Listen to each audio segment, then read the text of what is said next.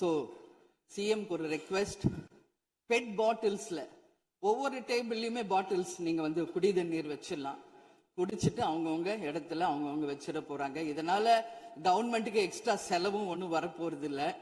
அவங்கவுங்க இடத்துல வச்சிடலாம் அப்படின்ற என் கருத்தை நான் சொல்றேன்.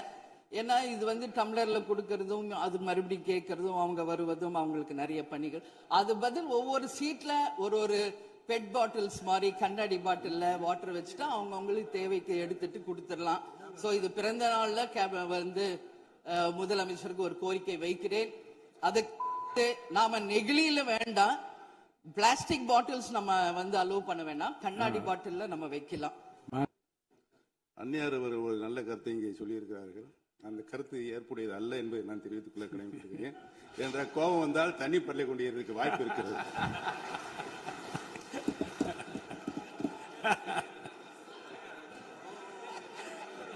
உறுப்பினர் பேசலாம். இப்போ தண்ணி பாட்டில் தான் வீசணும்னு கிடையாது, டம்ளர்ல கூட வீசி அடிக்கலாம். உறுப்பினர் ஒரு நிமிஷம். இப்போ தண்ணி பாட்டில் தான் வீசணும்னு கிடையாது, டம்ளர்ல கூட வீசி அடிக்கலாம். உறுப்பினர் ஒரு நிமிஷம். தலைவர் அவர்களே, நம்முடைய மாண்புமிகு முன்னாள் முதலமைச்சர் அண்ணன் ஓபிஎஸ் அவர்கள் ஒரு நிகழ்வை குறிப்பிட்டு அதை எரிவதற்கான தண்ணி பாட்டில் எரிவதற்கான வாய்ப்பு இருக்கிறது என்று சொன்னார்கள். ஒருவேளை அவருடைய தனிப்பட்ட அனுபவத்தின் காரணமாக அதை அவர் இங்கே குறிப்பிடுறார் என்பதை நான் அறிய விரும்புகிறேன். ரொம்ப காரசாரமாவே போயிட்டு இருந்துச்சு. அதனால ஒரு ஹாப்பியா நம்மளுடைய முதல்வர் பிறந்த நாள்ல எல்லாரும் சந்தோஷமா இன்னைக்கு நம்ம அவையை செய்வோம்.